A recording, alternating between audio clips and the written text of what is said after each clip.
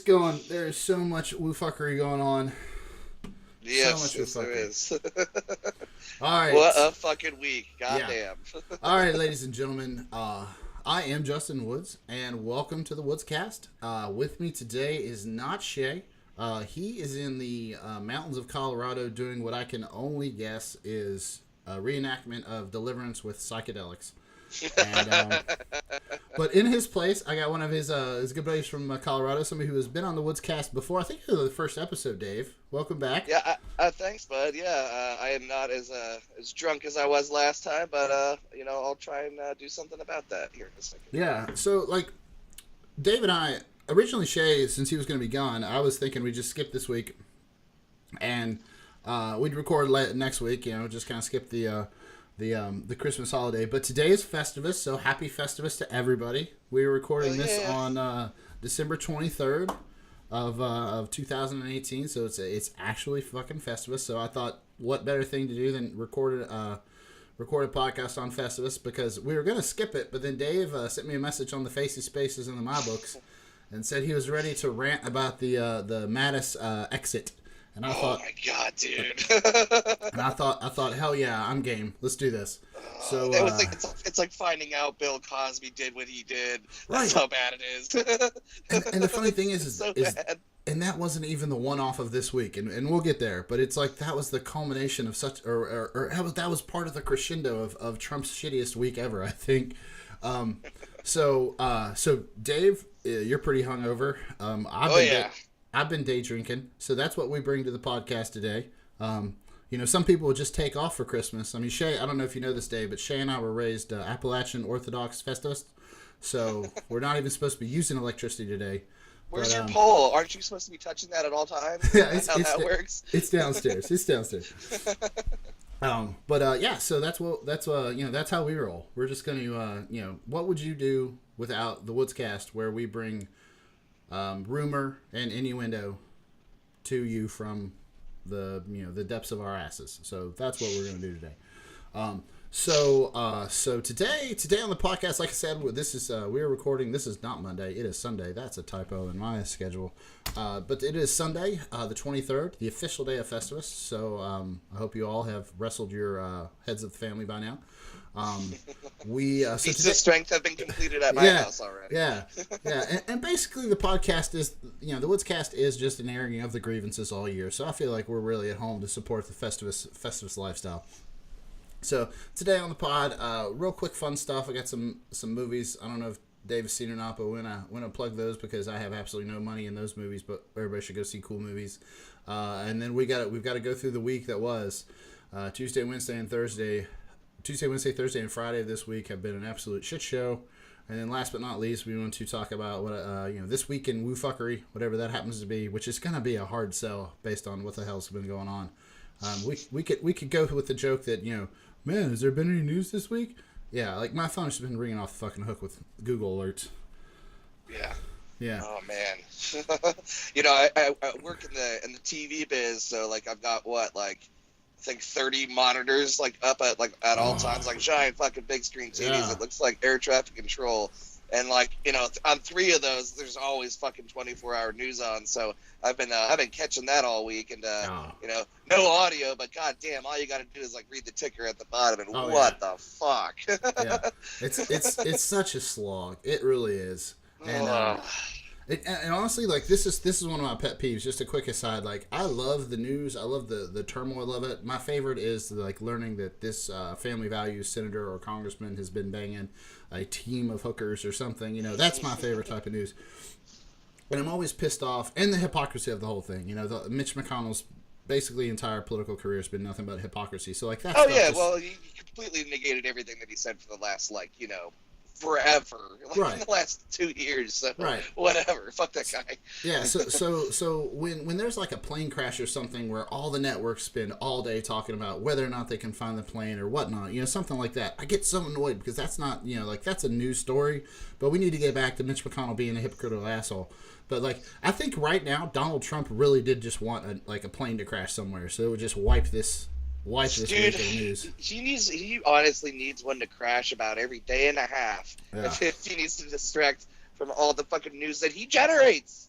I mean, like the news cycle is like it's a behemoth compared to what it was 3 fucking years ago. There's too much news. Stop doing shit. Yeah. Like, well, and you listen to and now he's in Washington. Like I was excited for his 16-day fucking vacation because I thought maybe chill out. But now he's in Washington the next 16 days because of the fucking shutdown. Because he didn't get enough money for his steel slats. What the fuck? Pissed. Yeah. Yeah. We'll get there, but it is such a slog. All right, so the numbers, the numbers of the week. I think I muffed this up really bad last week because I didn't even have them ready. So, like I said, we're recording this Sunday night, December 23rd, the actual day of Festivus. We are in the 703rd day of the Donald Trump presidency.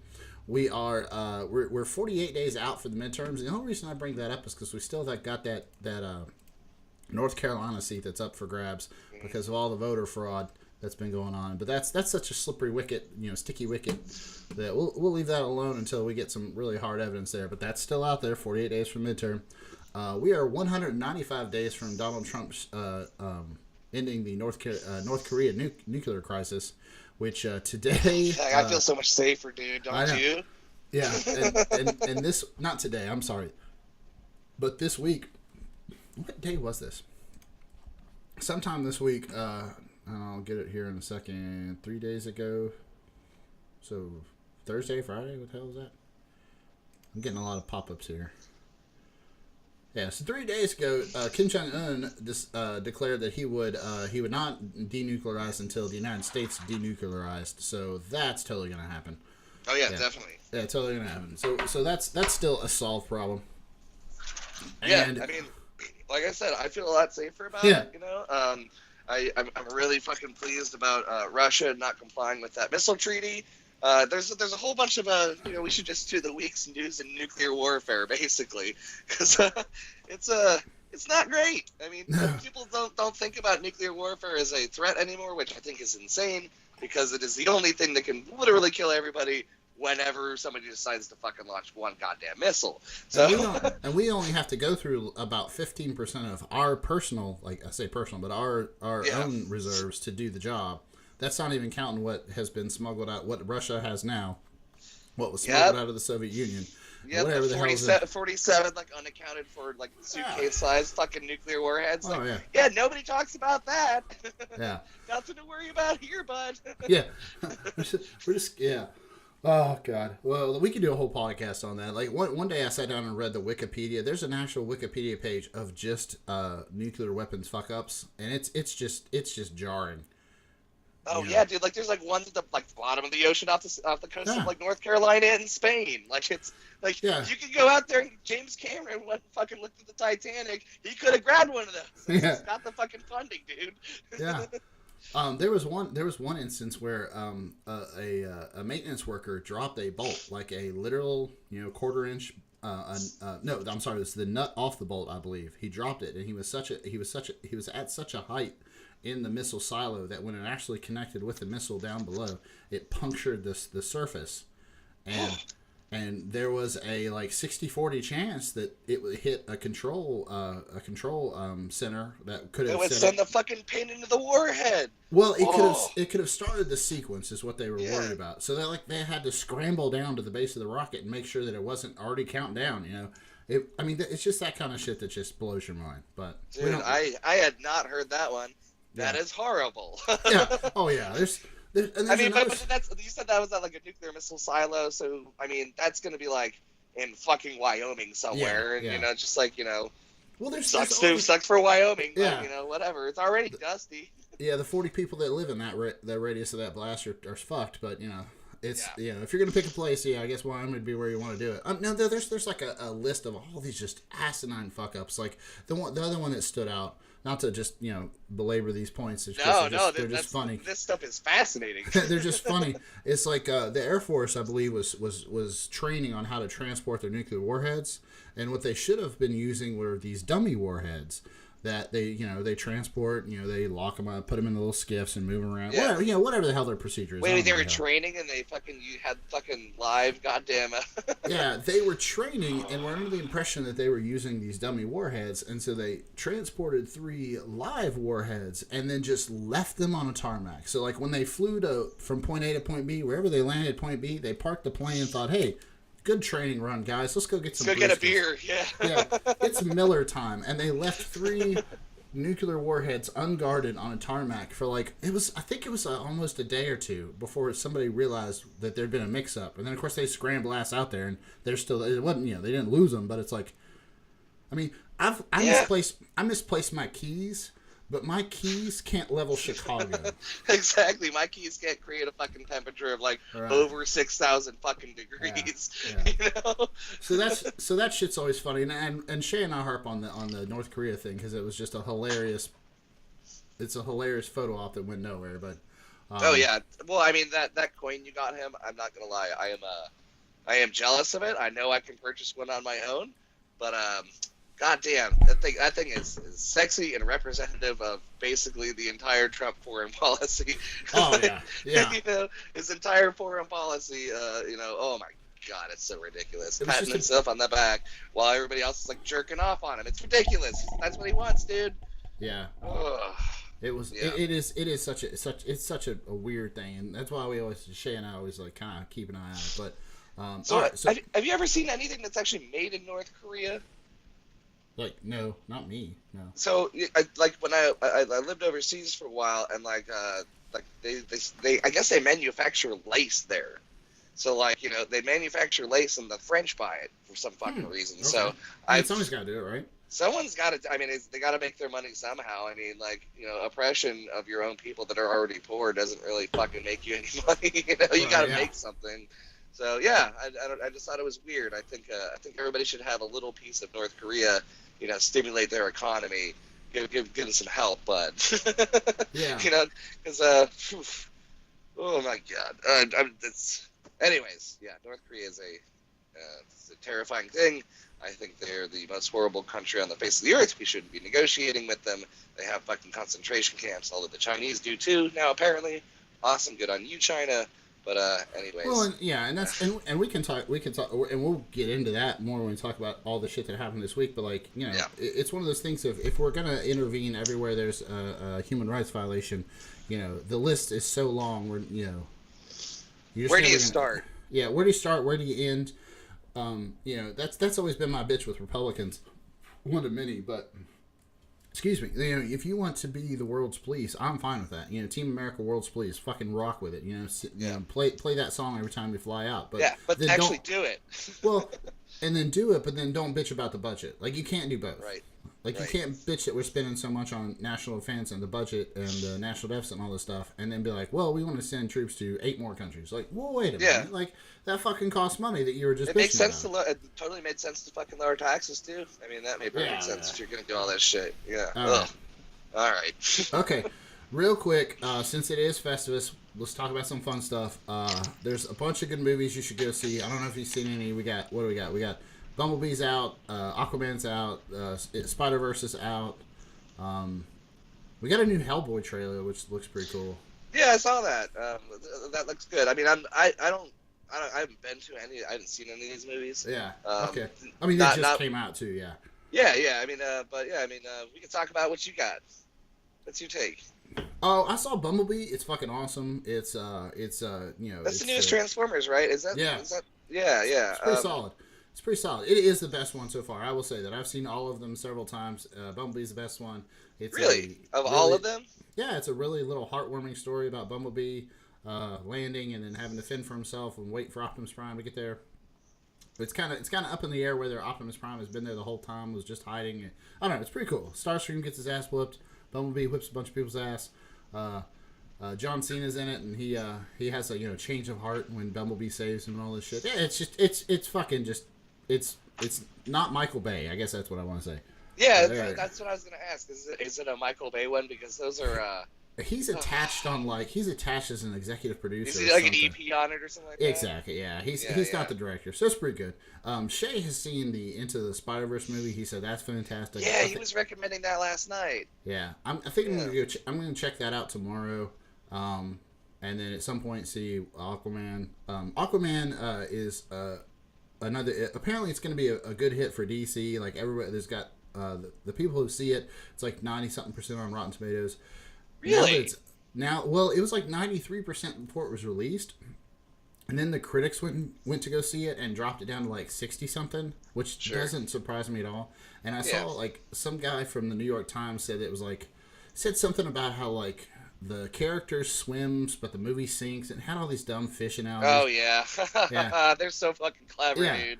Yeah, and the first comment on Facebook I saw on this guy, somebody posted this guy's review, and the first comment I saw, and it had like 1,000 likes and loves or whatever, was like, "Oh, imagine that some edgelord from the New York Times who doesn't read comics wants to just talk about how shitty this movie is that he wasn't going to go see anyway." Even though it's like really close to the actual comic representation of Aquaman, and all of us love the shit out of it, but since has no connection to the material, he's got to shit all over it. And I was like, "Yep, there you go. That's exactly what's going to happen." Well, hold on. I got this one for you, and this is direct from Rotten Tomatoes. It is Aquaman is sea-worthy, right? Yeah. Zing! Yeah. There's going to be a million of those. I know. I did like that one, though. I had to look that up. Yeah. I mean, it looks really cool. Like, I didn't grow up reading the comics or anything. I was a Mad Magazine kid. Yeah. But, shit, dude, I mean, like, I want to go see it. My wife will go see anything with the Jason Momoa in it. So, like, I'm into it, like, let's do it. Yeah, that was the joke I saw online. I thought was pretty good. It was a picture of him, from, blanking here. Justice League, like shirtless up to his waist in water. And the caption is, "Mom's everywhere. I'll take you to Aquaman." Yeah. That wasn't water. That was just a crowd of moms standing around him. That's why it was fucking waist deep. Jesus, I think my wife's gonna slip off the goddamn movie theater seat. There's a reason those showings are spaced out so far so they can mop up later. Yep. Yeah. So so that's fun. Everybody's on Christmas break, Hanukkah and Kwanzaa, whatever the hell you're doing. Go see some movies. They're fun. God knows what the. I might go see a movie tomorrow or on Christmas Day. My family always did that growing up, and I'm actually hanging out with my folks. And there's a movie theater like right across the street from them. So I do that. Maybe I'll go see Aquaman. Well, Rachel and I are staying here in Illinois, so we're not going into West Virginia. So we got like a dick and all to do. So we're gonna hit up. That's what we're doing tomorrow. Like I think she wants to go see the sequel to Mary Poppins. Poppins Returns. There's a Mary Poppins sequel? Yeah, Mary Poppins Returns with Emily Blunt. Yeah, Google that shit. Yeah. It's got I'm gonna butcher the shit out of this guy's name, but the Emmanuel something. He's the guy that did oh god damn it, the Broadway show that everybody wanted to see. Oh, Emmanuel Lynn Miranda. He did fucking what about Thomas Jefferson, right? Right. It's about all the founding fathers. Why can't I fucking think of it? That is insane. Hold on. That's not what it's called though. Yeah. Hold on.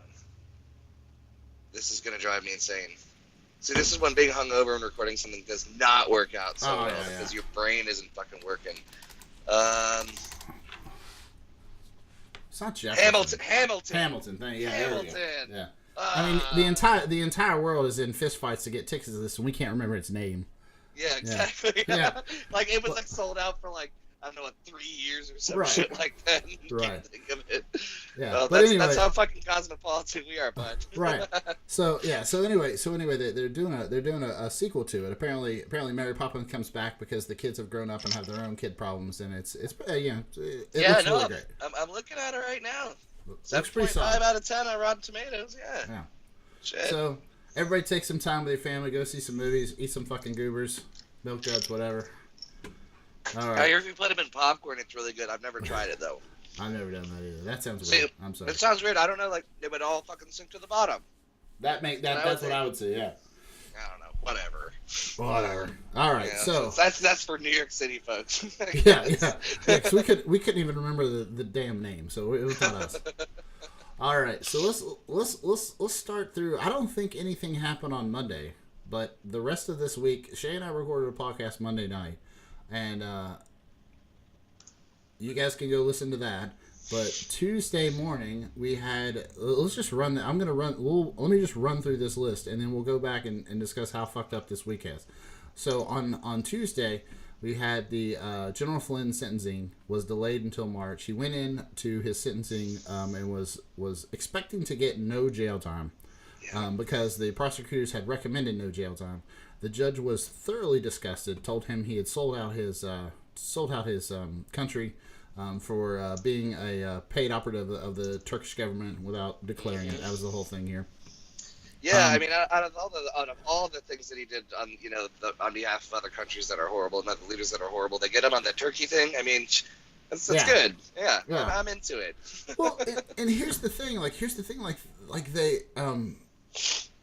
the big crutch there was that it blew this big story out of the water for GOP and the Alex Jones crew, in that they had the story concocted that since General Flynn, since prosecutors had recommended little to no jail time, they all just went to zero jail time. He heavily cooperated. Well, that everything. Well, that he heavily cooperated, and then B had done nothing wrong.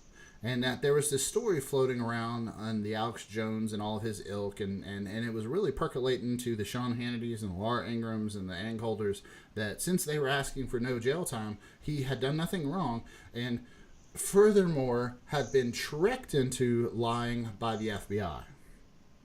Which is... what the fuck does that even mean? Yeah. Yeah, what the... Tricked into lying by the FBI? Yeah. Wait, how are you... never mind. That is the most asinine thing I've heard all fucking week. But that also assumes that the judge that was presiding over the court proceeding would allow you to charge him for something that's not... Like, their story is he never broke the law, he did nothing illegal, and this was just some trumped-up charge to get at Donald Trump and, deep state bullshit. But that also assumes that there's an entire courtroom of people that wouldn't have raised their hand and be like, well, wait a minute, if he didn't do anything wrong, you can't charge him for this. Right. And and it's so that was blown out of the water. And there's a process. There's a fucking process to do that. Like a grand jury had to decide to fucking go after him. Exactly. There is a fucking process put in place where a group of people that are responsible fucking civilians and doing their civic duty are sitting there and they're like, yeah, they're presenting more evidence than we are, and they get to decide whether or not to fucking charge somebody. Right. That's how it works. And that also assumes that either he did not have a defense attorney standing there when this was happening, or that the prosecuting attorney would be totally cool with being disbarred later. Yeah. Like there's so many ways that was so fucked up.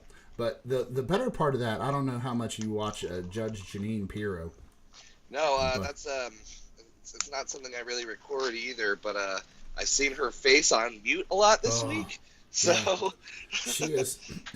well, and the reason you saw her on all your tubes, all your big screens there, is that Monday night she apparently went on this big rant about how the judge in the Flynn case was just a stand-up dude. He was against federal government overreach, and that he would stop this shenanigans right up to a point where he would just say that Flynn did nothing wrong. Did nothing wrong, and the federal government was way overbound. Just all this horror shit about how he was some champion against the deep state and all this bullshit. Because she's 68% full of shit anyway. Oh yeah, easily. And then he walks in court, is basically called a traitor, and told that he sold out his country by the judge. Like that clip of Judge Jeanine will not be played on Fox News ever again. I guarantee that. Nope. It was like a live treat for anybody that was watching it. Yeah. And then it's gone now. Yeah. So that shit went right down the rabbit hole. And and one of my favorite I guess you would say anchors, I don't know, talking heads is we'll go with I don't know. We can go with pundit. Pundit. Yeah, no, that actually works. No, on MSNBC, she has the show at 4, I think, my time. Nicole Wallace, the former press secretary for George W. Bush. I am not familiar with her show. Oh yeah, that lady. Yeah. I mean, you know her from sight. Yeah, Nicole Wallace. Yeah. Like I respect the absolute shit out of her because she did the job for George W. Bush. She took the flack for basically, his. I think she was there for 1 or 2 years. Like she took a lot of shit because that was when a lot of shit was hitting the fan. Well, people forget how shitty that it was back then too. Yeah, like yeah. People all of a sudden forget how shitty fucking like W was. Like all of a sudden he gets a fucking pass and like now he's all cute and fucking like. I don't know, like doing like shitty portraits of fucking puppies in his feet and goddamn garbage, Right. Everybody thinks that he's fucking great and didn't commit fucking horrible war crimes Right. and didn't like fucking cause the reason why we need so much goddamn military spending now. Exactly. Like we do need to spend money on the military, and primarily because of a lot of his fuck ups. We started some shit back then. Yeah. There are ramifications. Yeah. There are so many. And that's where we can get into the Syria. Oh yeah, we can get into the Syria discussion. Thing. Yeah, that's a good transition. We can do that whenever you want. Yeah, but like Nicole Wallace, bet Janine Pirro $500 that clip would never be showed on Fox News again because like Nicole Wallace is like she was a press secretary. Yeah. And she has on several times on her show, and this is the reason I respect her so much. She goes, listen, these people are lying their fucking asses off because like when I had this job, spin meant to take the facts of the day and try to just present the facts that everybody had in the best possible way for us as an administration, not to just ignore them totally and or say create something. Alternative facts, yeah. or just generate shit that's just 100% like not fucking true. They're just spinning fucking bullshit. Yeah. So like a former Republican press secretary will have Republicans on her show and go, "You are lying. That thing you just said is horseshit." And I love every minute of it. I love it because it's just a good counterpoint to them. So she plays actual fucking hardball. Yeah, and she has no business really to. I mean, she's getting paid by MSNBC. She saw which end of her bread was buttered on. But she's also like she and Steve Schmidt, the former campaign chairman for John McCain during the Palin thing. Yeah. That 2008. I'm sorry. He's also a big MSNBC contributor, and like they talk about it all the time. They're like, there's no question what party I have been affiliated with almost my entire life. Yeah. Until like 2016 or 2015, and we saw. Well, I mean, you just like everybody that was educated in the Republican Party that isn't a fucking politician, pretty much fucking like I mean, half of them just fucking dropped it, and they're just like whatever, dude. They're kind of over it, and meanwhile, I don't know. They're getting. It's a real bottom heavy party, if you think about it, like socioeconomically and all that, and like. Bottom heavy, but ruled by the fucking top. I mean, it's ridiculous. And seeing all these people like flip and say, hey, like I still identify as a Republican. These fucking people aren't Republicans. Yeah. Yeah. And that's an argument I think all parties should have a lot. Like it's fine. Like I'm totally fine whenever somebody wants to come at Bernie Sanders and be like, listen, dude, you're not a Democrat. Like you were an independent. He's not a Democrat. Yeah, period. That's. I mean, and like the people that are quote unquote Bernie Bros will like bristle at that insinuation, and I'm like, no, that's a factual thing. Like he's got an I next to his fucking name, dude. Right? Yeah. Like and there is some criticism there, and then when the Republican Party wants to throw shit at each other about what a Republican means to them, like that's what you should be arguing about in your party. That's fine. Yep. That's fine. Do that. Do that. If you have to tear yourselves down to be a better party, do it. Like I'm always like. Well, I used to. I mean, I always disagreed with their fucking tactic. Well, their end game. What they want end game. I've always disagreed with that. But now, like their tactics have just gotten just so brazen, dude. It is ridiculous. Like, I mean, there's no decency left in that party. I mean, these people, I mean, they just lie all fucking day and then they go home and sleep on top of a pile of money. It's ridiculous. Like, they're all fucking like Duck McScrooge, dude. I mean, it's so fucking dumb. It's dumb because if you pay attention to the news, if you're reading, like if you actually follow the link that the news aggregate sites like the Drudge Report or the Hill, and I always go and check the Drudge Report at least once a day because I want to get the other side, dude. I mean, it's and so, it's a good collection of. There's some good journalism on there too. I mean, just because it's linked to the Drudge Report doesn't mean it's complete horseshit. But it's a good call that it's probably horseshit. Well, I mean, whenever there's a major news event, I like to go to all the fucking I'll go like HuffPost, Drudge Report, New York Times, fucking WAPO, and I just want to look at the same story and Fox News and look at like the same story, but what the headline is for that story, depending on what network. I mean, you get some pretty wildly fucking insane things on there. I mean, I remember, God, this was like early into Trump's presidency. Like, I think maybe 3 months in, and I can't remember which fucking dumbass thing it was because there's been like a million since then. But I was just taking screenshots like, oh God, they got him. This is it. We're done. Oh yeah. Yeah, we got him now. I can do that every day though. It's ridiculous. So I got to stop doing that. Well, I listen to a lot of the other side too, just because it's a habit of mine, and because like my wife asks me why I listen to Alex Jones almost every day, and I'm like, because it's hilarious. It's hilarious. Yeah, like I can hold two thoughts in my head at the same time. So when Alex Jones says that, like you were talking about the Drudge Report, one of the things Alex Jones is really bad about is numbers. He likes to say that he's had has 7 or 8 billion. Or, I'm sorry, he's had 3 or 4 billion views on YouTube.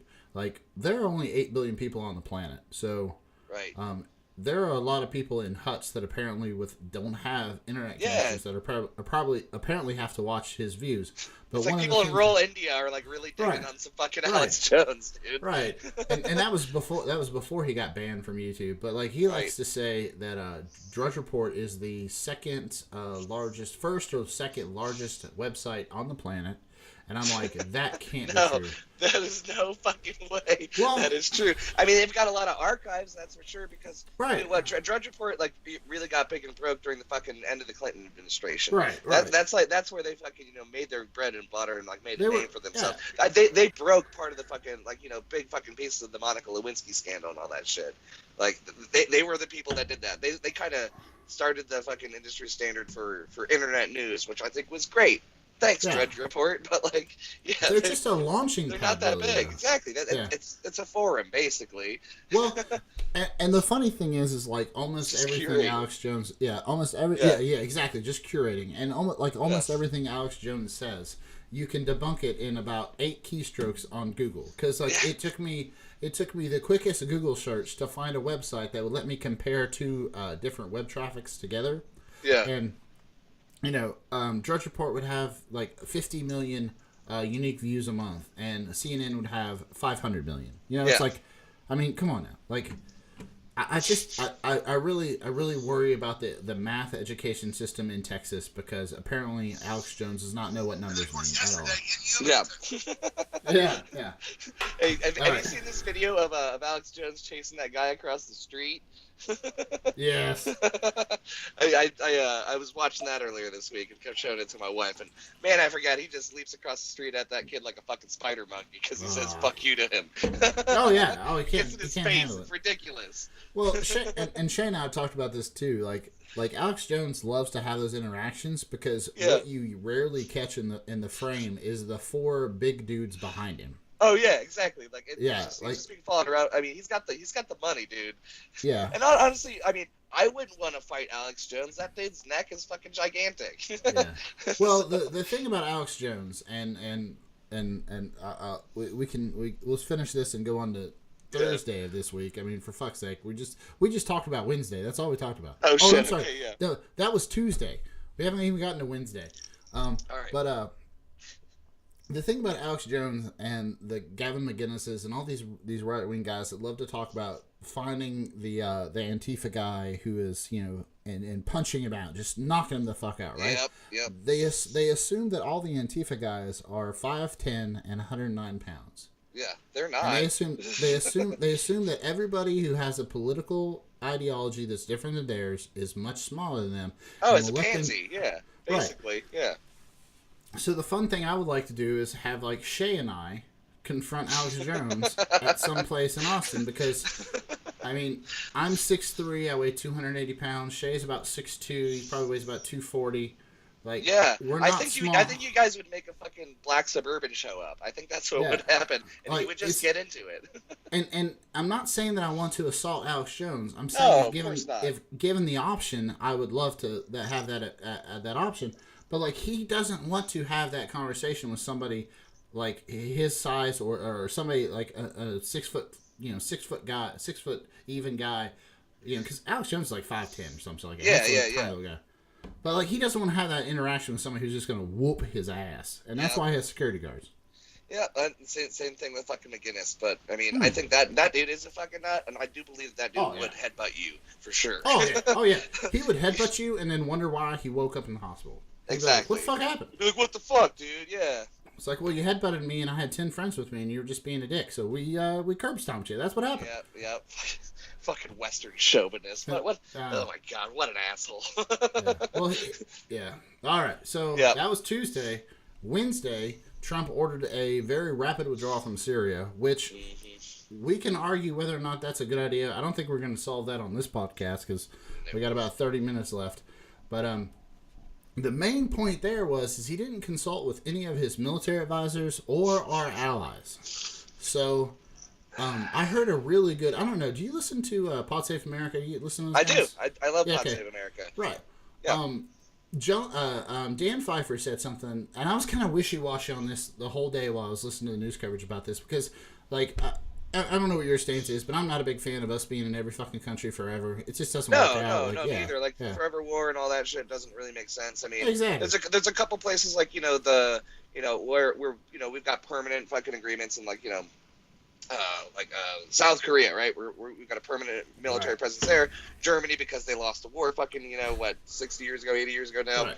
We're kind of wanting to keep them from not doing that again. Right, but I mean, it turns out that we're actually likely going to have a permanent military presence in Afghanistan, much the same way that we do in those other countries.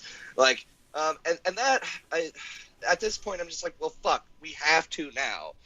Like now we have to because we were talking about Jesus Christ, he made it so we now like really truly do have to have fucking permanent military presence in the Middle East in a real serious way, much the same way we're still in Germany and fucking South Korea. Right. Bummer, but it's just what we have to do. Maybe we can like reassess this in 40 years or so. But that's just how it's going to be, and it's got to be that way, unfortunately. That being said, the whole Syria thing. Withdraw from Syria, I mean, it's a noble thing to do. Always getting troops out of warfare is great, but basically we're just allowing the Russians, as a situation where they can increase their influence in the region. We're basically like kowtowing to the Assad regime. I disagree with leaving Syria at this point in time, but then again, they haven't really been telling us what our troops have actually been doing in Syria, and I'm not trying to like go conspiracy theory on that, but like, do you have any idea of what they're actually fucking doing in Syria? Because I sure as shit don't. They don't really let that information go pretty freely. There's but how many troops do we have there? 5,000? Is that what it is? 5,000? Yeah, something around there. Yeah. Yeah. And that's kind of the point. The point is that we have these prolonged engagements in these countries for different reasons here or there, but it's a question that we can have. I mean, that's a discussion we need to have. Like, that's fine. If you want to pull out of Syria, if you want to take all our troops out of Syria, that's a discussion that the president is absolutely constitutionally allowed to fucking do. Right. But he didn't have that conversation, and he just didn't. Dan Pfeiffer's comment I think really solidified it for me, and I agree with him wholeheartedly. He's like, pulling troops out of Syria might be the best thing to do right now. We can have that discussion. But Donald Trump did it in the most ass-backward way possible. He didn't consult with any of our military leaders. He didn't consult with any of our allies in the region.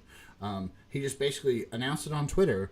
And, there's reports that the Kurdish fighters that were our allies in Syria learned about that shit on Twitter. Yeah, I know. And that's embarrassing.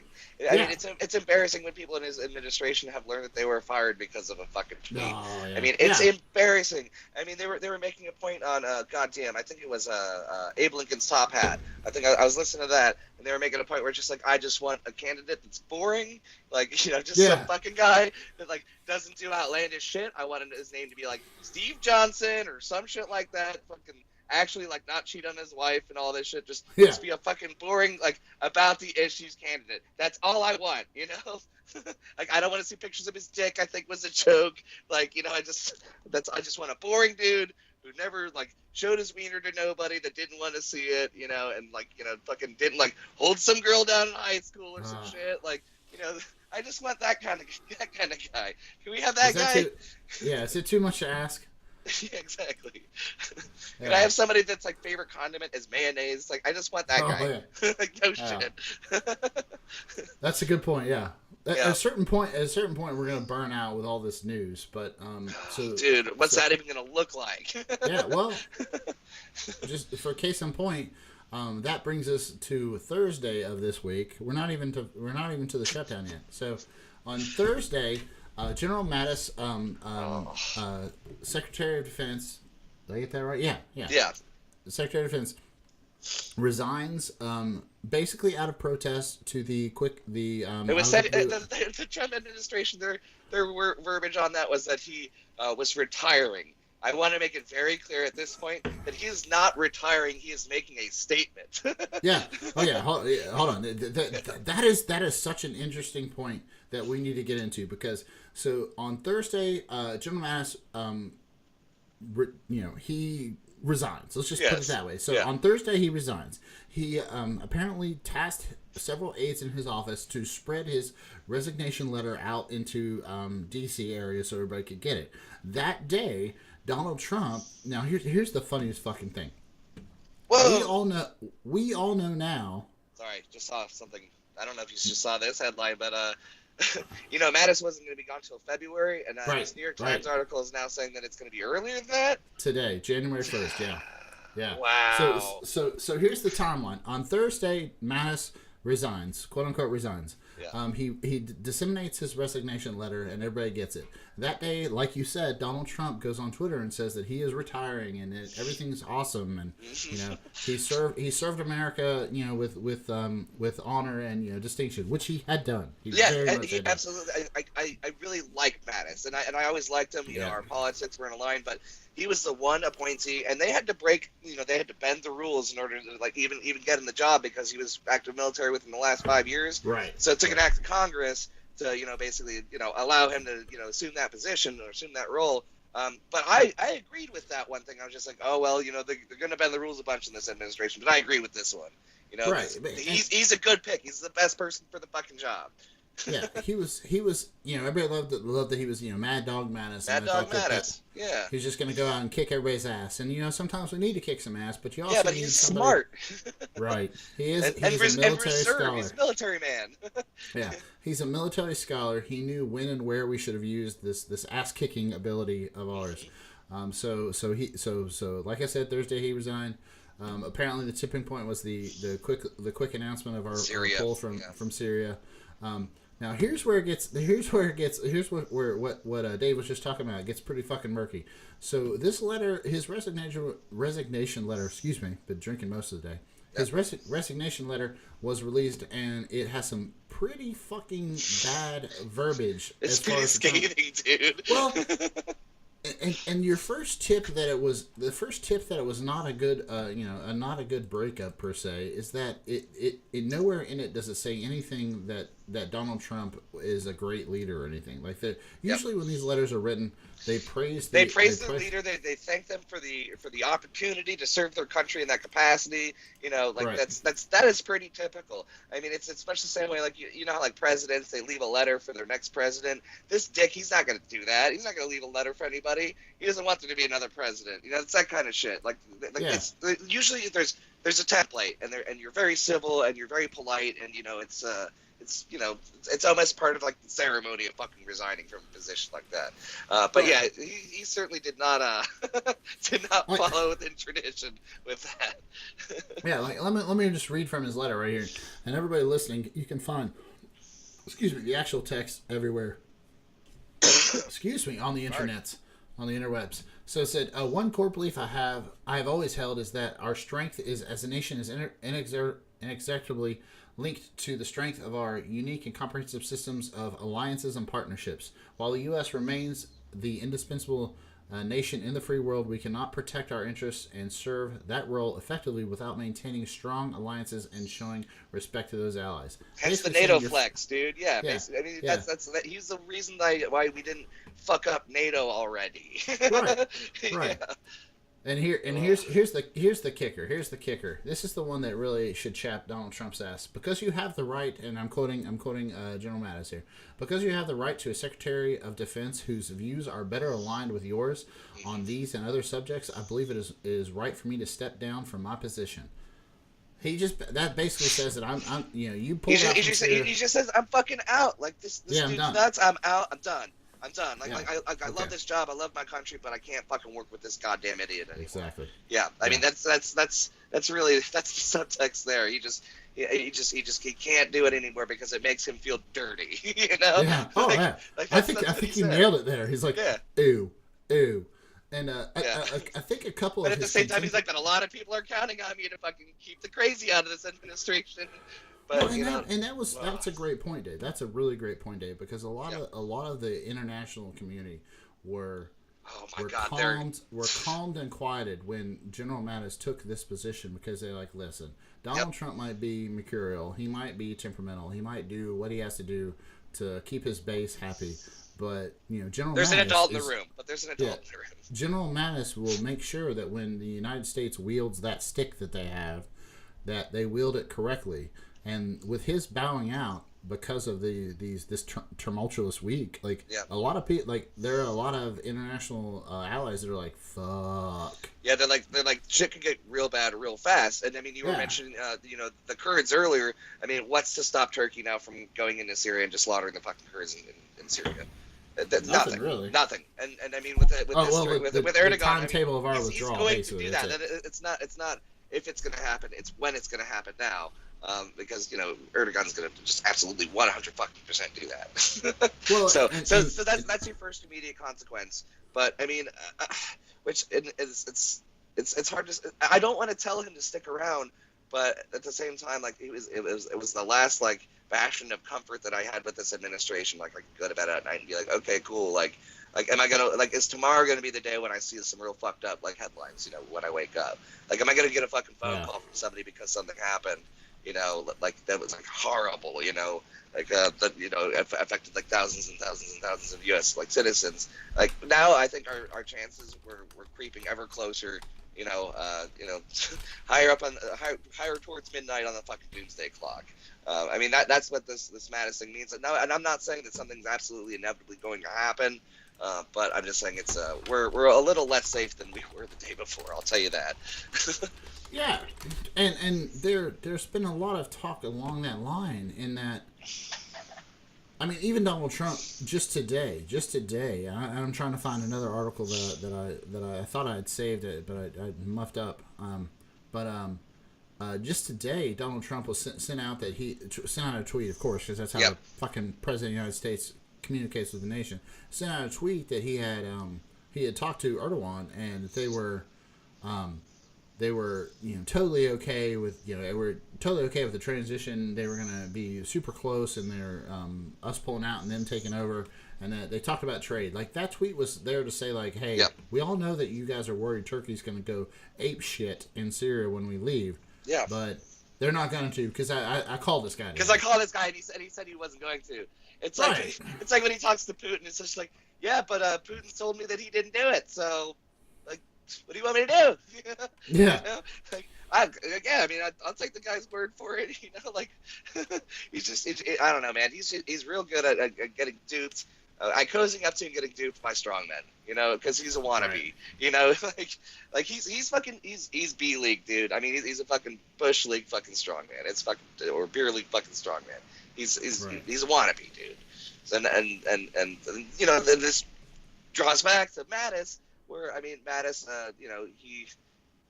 he overall, they're on the same team, so, he was like the LeBron James of that administration. Right. I think that's probably the best way to put it. And I'm not a basketball dude, but I did know that without LeBron James, Cleveland doesn't have a basketball team that's worth a shit. No, he was the Superman of the group. Right. Well, and the other thing that shows that this was not a well thought out or plan that everybody was on board with. The special envoy to fight ISIS, Brett McGurk, which is a awesome name, by the way. I just want to throw that out there. Yeah. Oh no, I want to see this guy looks like Brett McGurk. He's just like kind of average white dude. Like yeah, that sounds about right. Likes mayonnaise. Yeah. I like Brett McGurk. But oh yeah, McGurk he sure is. Woo. Yeah. Brett McGurk was the special envoy to ISIS, and he resigned the day after Mattis did. Just was like, fuck it, I'm out too. And Donald Trump went on Twitter today, I believe, to say that Brett, who I've never met, blah blah blah, just a bunch of bullshit about how he never met him, and he was a Clinton appointment, and it's not my fault. For those of you keeping score at home, Donald Trump likes to boast that he's done more to ISIS than anybody has ever done in the history of ISIS, but he does not know or has never met the special envoy that takes care of this ass kicking. Like, what? Like, ISIS is gone now. Like, I destroyed them. And, like, yeah, you don't know the dude that was, like, in charge of that? Like, like, it's, I don't know. It's very poor senior management. It's basically what that is. No, it's, yeah. Like, and honestly, if you don't know that guy, that's fine. Just don't fucking say that on Twitter. Yeah, and don't say that, like, if that's, like, one thing that you're going to campaign on, don't say that, he probably should have known that guy. He probably should have shook hands or been in the same, like, Trump should have been in a meeting put on by that dude, like some fucking presentation. Probably, like, he had no fucking idea what was going on. Well, and you're right, like, he was probably in a room with that guy, and he listened to a meeting with that guy, and he was tweeting the whole time. Yeah, and he was just looking at his phone the whole fucking time. Yeah. But, like, if you show, like, if I was in Trump's position and I said, like, yeah, I've never met that guy, and then somebody's like, oh, it's this guy. Like, oh, no, I knew that guy. I'm sorry. My bad. Yeah. All right. So, Can we also touch on Bolton real quick, too, and what his role is going to be in this whole fucking transition now? I mean, I think that it's going to be bad. Whatever it is, it's going to be bad. I mean, it's going to be bad. I just want to point that out. That I mean, this also creates a power vacuum for that fucking job. And I mean, and you got fucking Bolton just hanging out, dude. Fucking flipping a quarter, like talking about how we need to fucking nuke like Tehran, dude. Like, I mean, just remember that that's an option too. And now I'm seeing like the New York Times headline from today that Mattis was gonna leave in February. I'm like, okay, well at least there's time to like have somebody properly fucking like transitioned and trained by this fucking guy. And now just because Trump's all fucking angry, you said January 1? Is that what you said? That he's gonna be on January 1 now? Yeah, he's out, that's fucking next week. So that's. I just wanna. Yeah. I just wanted to bring that up, make everybody aware that Bolton is just hanging out, and he is like a complete piece of shit. Yeah, for everybody keeping track at home, Michael Bolton, former ambassador to the UN, was appointed during a recess appointment of George W. Bush because he was so fucking unliked he could not get through a Senate confirmation. Like a Senate confirmation for an ambassador to the UN is a slam fucking dunk. Even the one that Trump just nominated. Who was that woman that was in there before? Was that Nikki Haley. Nikki Haley. Yeah. I don't think she had that much foreign policy experience, but she was. But she did okay. It's not a hard job. She did really well being forceful for Donald Trump's agenda on the national stage, which is what that job is. The last one, the new appointment is she was a Fox News anchor. Oh yeah. I forget her name. I don't want to butcher it because it's like something weird. I'm gonna butcher it. But she was a Fox News anchor. Then she was appointed to be the spokesman for the UN on our behalf, and then now she's the UN ambassador, which is like that's like making me the head of NASA tomorrow. Like that's how much. That's like me as a graduate student in physics. That's like making me the head of NASA tomorrow. That's how fucking she jumped up there. Well, it was pointed out that he likes to appoint these people to these positions, because they're on camera a lot, and he likes people that look good on camera. Exactly. I mean, that's really what it comes down to, and that's how people are just like jumping, like making massive career jumps. I mean, it's Yeah, it's insane. It's like a little league player fucking playing on like a guy, or like Right. you know playing on a fucking professional baseball team. It's ridiculous. Well, and you're exactly right, because one of the things that Donald Trump, the analogy that's brought up way too much and just hammered into dog shit is that he's the reality TV president, and he pays attention to how these people look on TV. And the report is that John Bolton was up for being the chief of staff, but Yep. he didn't like his mustache. Yeah, this was super early on, right? Yeah. This was like super early on when he thought he was going to be able to jump back into government work, being a fucking talking head on Fox, which he did for like 4 or 5 years. He was out of politics entirely, but I mean, here we go. I mean, look at the Fox News organization. Look at the people flowing out to fucking government jobs. Yeah. I mean, it's a little crazy. And like what we were talking about before, John Bolton was appointed to a recess appointment because he was so unpopular. Mm-hmm. He is still one of the only people, like basically the only person that was like, that Iraq war we did, that was fucking baller. That was awesome. Let's do that again. Yeah. It's like, let's do that again in Iran, dude. Like and I mean, and he also fucking like kind of fucking counts out himself to fucking Trump. Because he was a huge North Korea hawk, and he has shut the fuck up about North Korea right now. I mean, that's man. I'm just saying, dude. I would not be surprised if that was something he could slide into, because that's the job he wants. Oh, it's totally the job he wants. He is basically just hovering around the White House saying, "Bomb them." That's all. Bomb them all. Yeah, bomb them all. Send troops in. Fucking burn everything to the ground. Like, like don't take any prisoners and kill all the fucking women and children. Like burn them to the fucking ground. That's how this dude is. I mean, he truly is he is something else, man. He wants to fucking General Sherman through the goddamn Middle East, dude. Yeah. That's his plan. No matter what evidence you can bring up about how expensive and or fucked up the Iraq war was, he's like, yeah, that was we should totally do that. Yeah, again. Yeah. Okay. One more point that we need to talk about on the Thursday of this week before we get to the Friday of this week, and that is what you brought up. You brought this up before. So Donald Trump apparently. Okay. So here, this is the greatest thing. So we all read Mattis's letter and thought, oh shit, like he is just scorched earth out of here. Fuck with Donald Trump. But Donald Trump apparently read the letter on Thursday and then sent out those tweets and said like, no, this guy's cool. He served his country. He didn't get it. Right. So it wasn't. His head, dude. And I doubt he read it. I don't think he read it. See, that's the conversation Rachel and I had at a local bar today at lunch. And I brought this up to her, and she and I went back and forth, and we kind of agreed on the same thing. Like, Donald Trump read his letter. Okay, allegedly. That's the news report. Allegedly. He doesn't read. He probably had somebody else read it to him and gave him the fucking broad strokes. Exactly. So on Wednesday, allegedly, on Thursday, allegedly, quote unquote, he read the letter and sent out all these tweets about praising Mattis.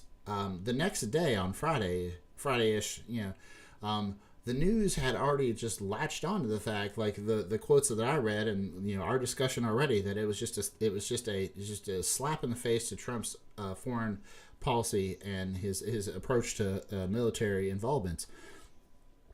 And Donald Trump doesn't go to work until 11 at the White House. He spends all morning watching the news. And then there was one day this week where he didn't get to work till 3:00 in the afternoon. Is that what I heard? Ugh, whatever. Yeah, well, that's actually probably best for everybody. Yeah. But yeah, so Donald Trump does a 180 and talks about how he's like, Barack Obama fired him. I gave him a second shot. And, blah blah blah blah. Yeah. All this bullshit on Twitter, and right after that is when you got that announcement today. So I guess this was Saturday. I read those tweets. Today on Sunday, you got that announcement that Mattis is out January 1st. Fuck that guy. Yeah. I'm gonna bring in. I think it's because he started listening to the news.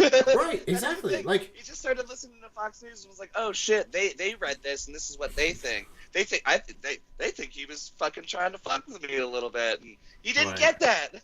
Yeah. Which makes him look fucking dumb. I mean, his responses are 3 days delayed. He's got a knee jerk, and then 3 days from then he actually has a fucking formulated a real opinion on something, not just a knee-jerk reaction because he's had time to listen to them fucking, chew it over on fucking Fox and Friends. Right. And like, so when Rachel and I were at lunch today, we were talking about this, and like, if I had the $5 to put in bucket A or bucket B, and bucket A was he didn't read the letter and just made up some shit, and bucket B was he read it and it just went over his head, I'm putting my money in bucket A, that he didn't fucking read it and just like, they're just running with it. So hey, I just looked something up, and I want to plug this website I just found.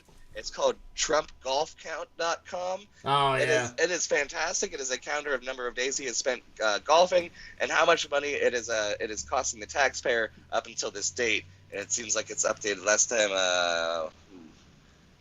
I can't see the last time it was updated, but I guess at this point we're at $84 million for all of his golf outings. Oh yeah. Yeah, so that's neat.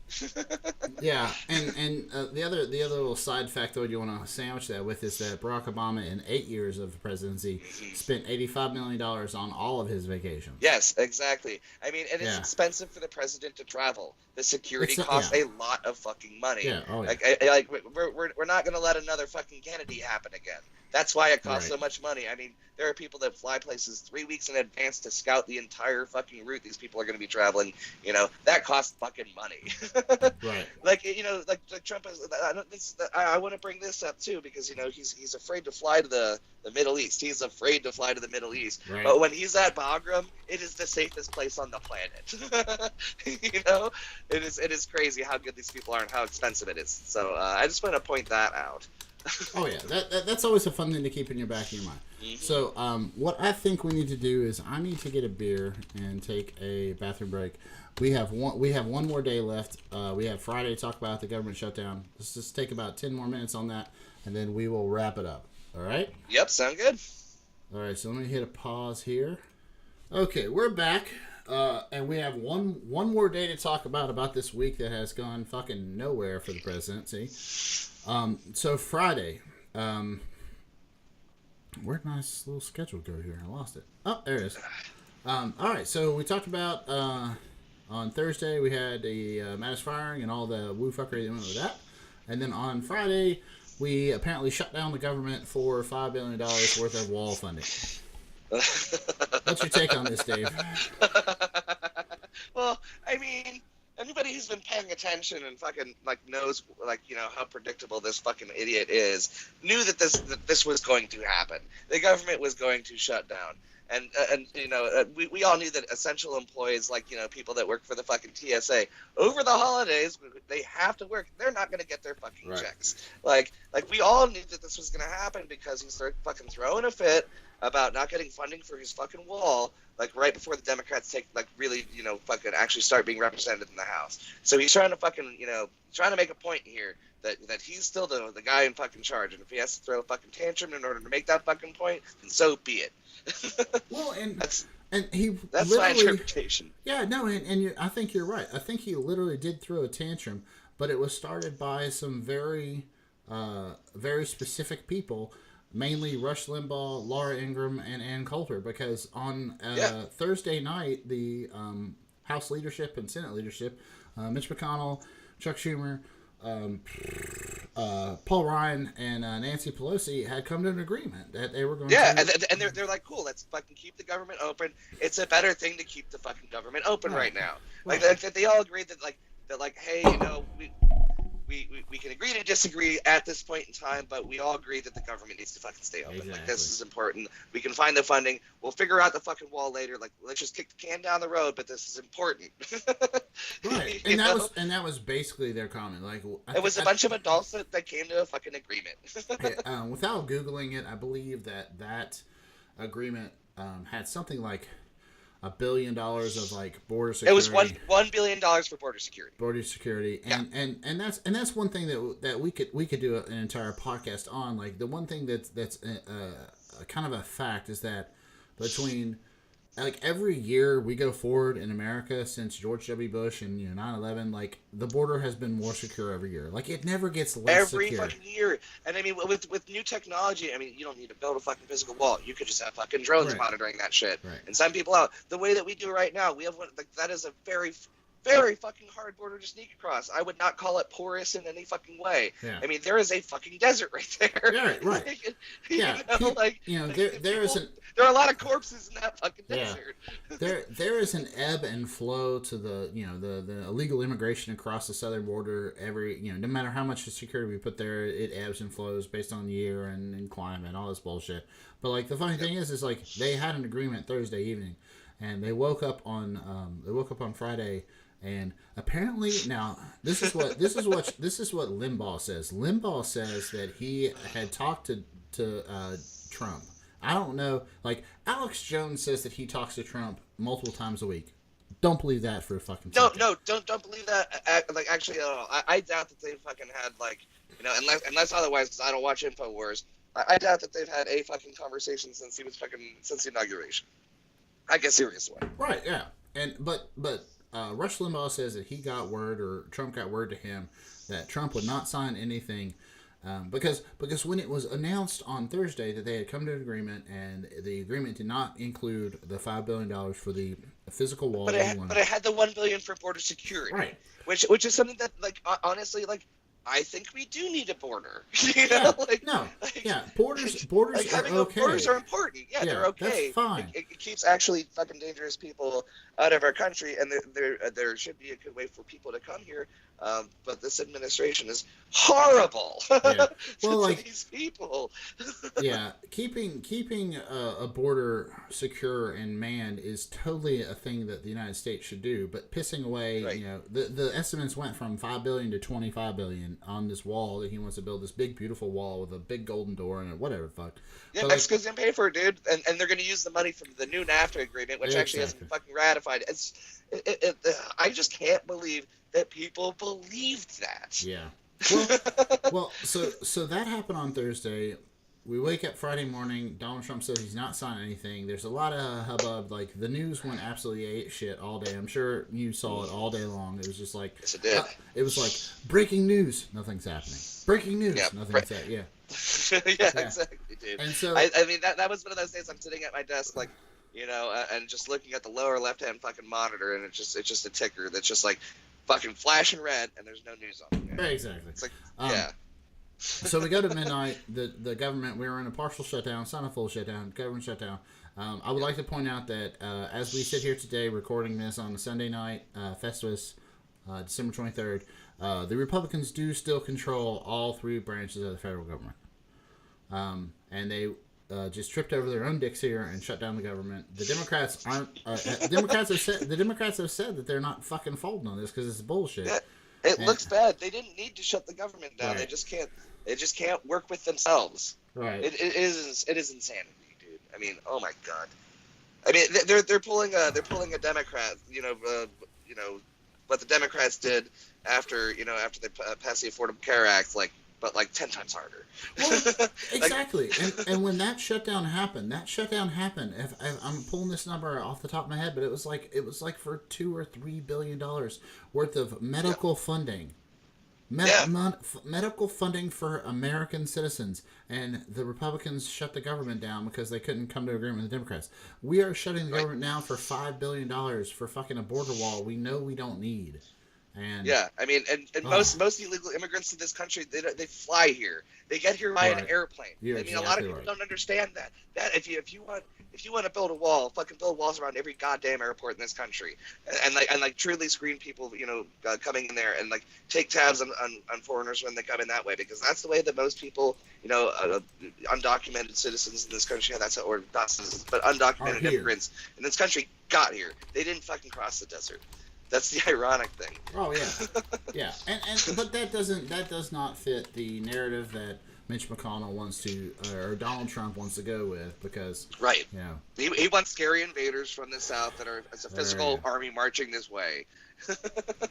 Right. That's the image that he wants. That's what they want to show. Exactly. The same reason that he talked about this migrant caravan full of tanks and bombers and Apache helicopters that were apparently coming from the south. Right in time to vote in our elections. It's right. a very transparent political ploy if you read the news and I guess are literate. I don't know how else to explain it.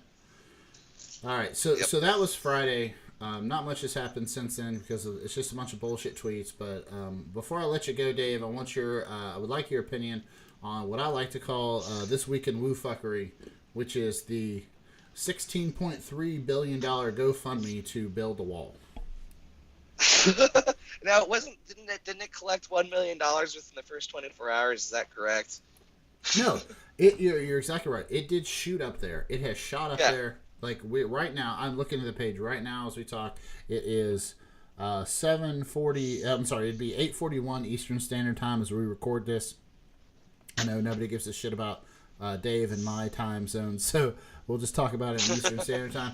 So it's 8:41 right now. I'm looking at the page. It's $16.3 million, and it has been up for 6 days with 267,945 people donating. I mean, that's pretty impressive, man. I mean, I don't think they're gonna raise $1 billion on there, but there's still people that like that money's never gonna be spent on that. Well, yeah, that's one of the things.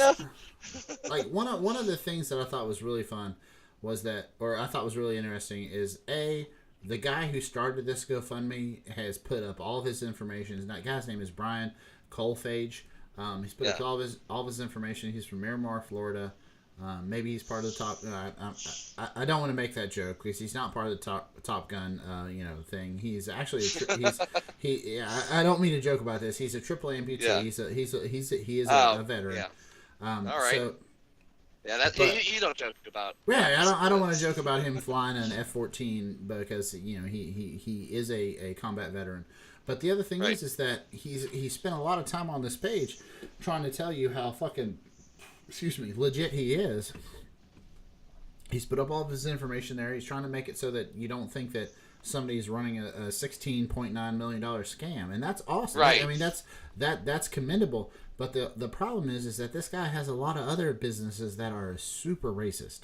Like he's I was gonna ask. I was pretty sure that's the logical conclusion that I drew. Is this dude must be pretty fucking racist if he wants to privately raise the money to build a wall to keep brown people out of our country. That's fucked up. Like what he has done in the past is start a bunch of like right wing news sites on Facebook and the interwebs, and Facebook has pulled them all down because they were just super anti-Semitic and super racist. So he's got some like really weird baggage. And when interviewed about this GoFundMe, he didn't want to talk about that because he said, and I quote, he didn't want to distract from the project he's got at hand. His past news sites don't have anything to do with this. So I'm like, kind of does. Come on, guys, I'm really passionate about this one. Doesn't matter what I did in the past. Sorry, sorry for the anti-Semitism. Right. But we're not here. We're not here to talk about that right now. Right. That's basically what he's saying. He's feeling we're not talking about that right now. We're talking about. Let's focus on the issue at hand, bud. Right. Like, and that's usually where I want to point out that you just want to build a border on the southern border to keep the brown people out, but we're going to let all the Canucks on the northern border just filter right in whenever they want to. Yeah, all the Norwegians, they can come whenever the fuck they want. Exactly. Could it be because they're less brown? I don't know, but I don't know. I'd have to look at get some statistician in here to draw some correlations on some pieces of paper for me, and then we could. Then we can really hash that one out, bud. Right. Well, but I can tell you right now that these people are 1.63% towards their goal of funding this wall themselves, and the wall their racism built. Yeah. But your comment is very your comment is very like on the money. Like there's a good point. Like what the fuck are they gonna do with this $16 million when they don't hit $1 billion?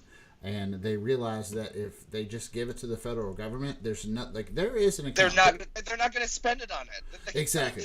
It'll get filtered into their general fund. Exactly. That's the thing. I don't even know how you would go about giving this money to the government. I got a point here. There's actually an account with the IRS that you can just give the money to the government. Like let's just say you just donate money to the government. Exactly. Like. people think that, you know, the thing that a lot of people like to say is like, well, if you think you should pay more taxes or so blah blah blah blah, you should just pay more taxes on your IRS, you know, taxes. Well, that's not how that works because if I somehow had $1 million and I paid the IRS $1 million and my taxes were only $4,000, they would give that fucking money back because that's not how that works.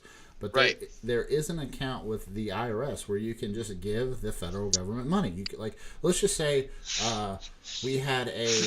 It's just like a chute that people are just throwing like bags with dollar signs on. Exactly. Like, well, good luck, Uncle Sam. Exactly. Hey, kid, here's a nickel. Yeah. And don't spend it all in one place. Yeah, and so like if we had a Wolverine situation and I wanted to fund the resistance against, you know, the incropping of some 1980s Russians from, you know, fucking invading the Midwest, you know, I could fund that insurgent that way. So there but is the money's just for that. Yeah, there's no way to give it to them just for one thing. That's the caveat. I don't think there's a way to give that money to that account and then earmark it for a specific thing in the federal government. Right. It just goes into your general fund. And what these fuckers are probably going to get real butthurt about is that when they give Donald Trump let's say they give him $1 billion, he's going to build 3 gold-plated Air Force Ones. That's what he's going to do with it. Dude, I don't know, and I don't want to eat up too much time on this, but you heard about you know, they're redoing the next Air Force One right now, right? And it just and they don't do this like all the fucking time. I mean, like, you know, these are expensive ass planes. They're like, you know, upwards of $1 billion just for like, you know, like a fucking airplane. You know, it's ridiculous. Right. Well, I mean, it's basically but it's he a gets flying to decide fortress. on all the decorations for this thing, and it's not going to be done until after his first fucking. His first term is done, so he might not even be the president. So the next president's got to live with his fucking taste That's for interior design. like whoever's next, like they got to deal with that shit. That's what they got to look at. Well, but honestly, Dave, I think that's a metaphor for the country right now because whoever comes in after him is gonna have to fucking deal with his taste in government. They're gonna have to unfuck so much stuff. They're like, I mean, it's gonna take a decade to unfuck this. Yeah, imagine. I really think so. Imagine. Yeah, no, I think you're totally right, and we can have a whole podcast about how long it's going to take to unpeel this fucking onion. But imagine, you know, President Kamala Harris having to cop a squat in an Air Force One bathroom that has a Venus on the half shell, a naked Donald Trump, like. Like you know, it's like those gold spray painted statues and shit, like Romanesque statues. I mean, that's the kind of dumb shit they're gonna be fucking dealing with. Fucking gold drapes on everything. Yeah. You know. That's gonna be bad. Oh my god, there's a mirror on every ceiling. Yeah. Oh yeah. There's a mirror on every ceiling, and then there's like a McDonald's arch, like spray paint on every wall. There's permanent fucking grease stain from one of those fucking Mickey D's bags, dude.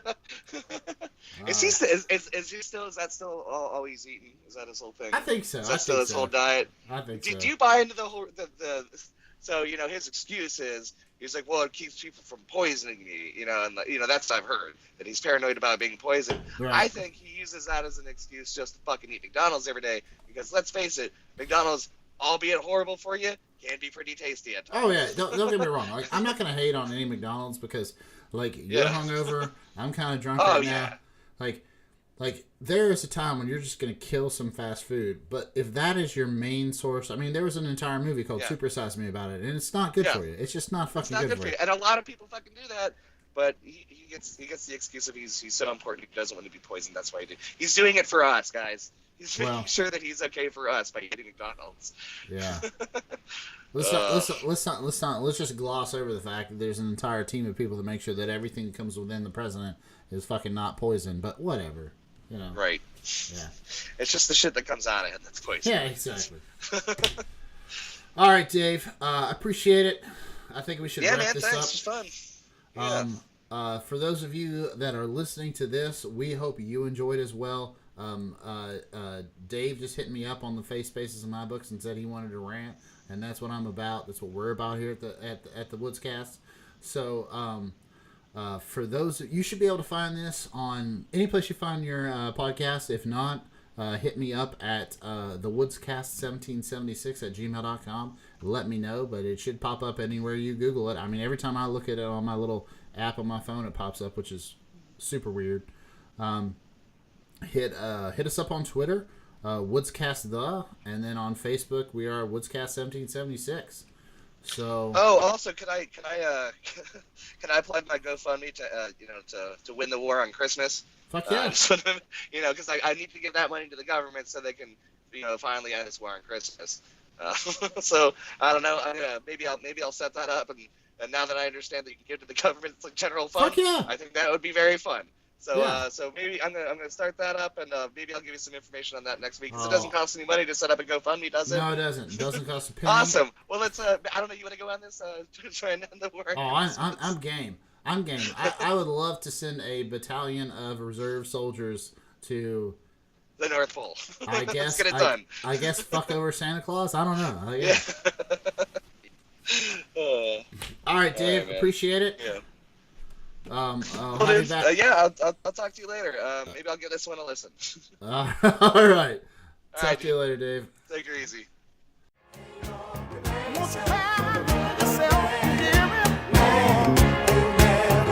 Never heard a sound. Oh, he's my man, and he likes to jam. The bang starts to jam, moving up and down across the land. Got a wiggle all in his waist. Everything about him seems out of place. But just moving, just a rubber band man, just moving, just moving, just